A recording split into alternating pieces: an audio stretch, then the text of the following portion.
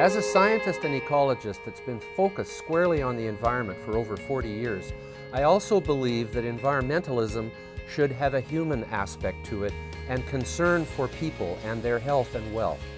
We need to balance the social, economic, and environmental priorities in this world, and that's what sustainability is all about.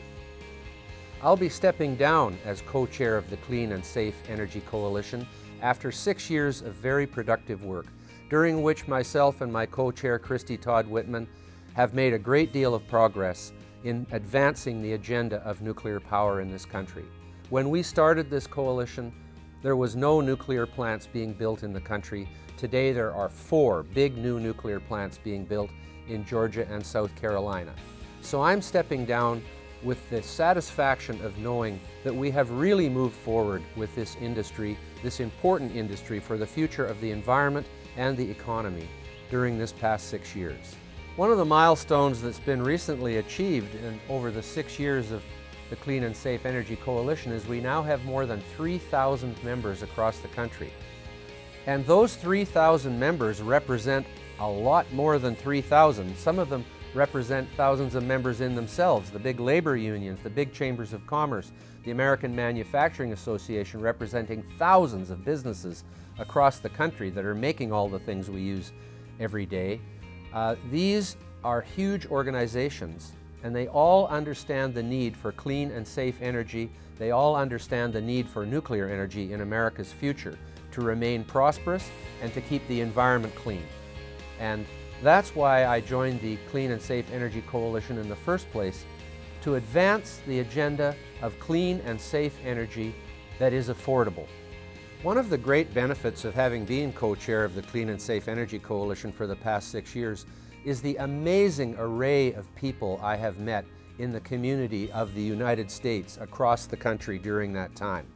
Opinion leaders, scientists, environmentalists, politicians, educators, people from all walks of life.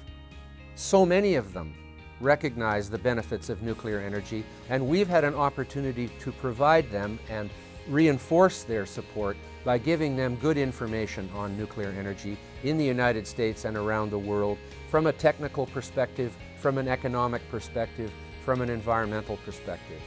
What an amazing change in public opinion and media coverage there has been on the nuclear issue over the past 6 years since we founded the Clean and Safe Energy Coalition in 2006. Back then, most journalists I was interviewed by had a decided negative approach towards nuclear. It was as if they were trying to do an expose every time they interviewed you. Today, I don't find many journalists, if any, who take that perspective. Most journalists have recognized that nuclear energy is a central part of our energy technology and that they are approaching it in a much more balanced way. It's really important for all Americans to be involved in the discussion of energy options for the future. We found that in some cases, minority communities in particular, such as the African American and Hispanic communities, were only looking at energy from an environmental justice point of view. And we've really worked hard to get these communities to see nuclear energy from the other side, that it is actually a beneficial technology for their communities. It's not going to cause air pollution and health problems, and is not an environmental justice issue because it's going to employ thousands of people at really good wages.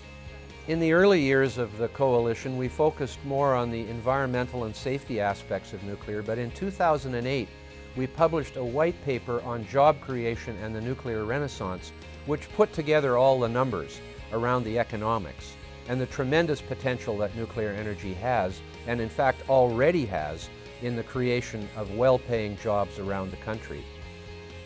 We showed that tens of thousands of new jobs can be created in constructing new nuclear plants, and thousands of new jobs can be provided for the permanent operation of those plants during their 60-year lifetime.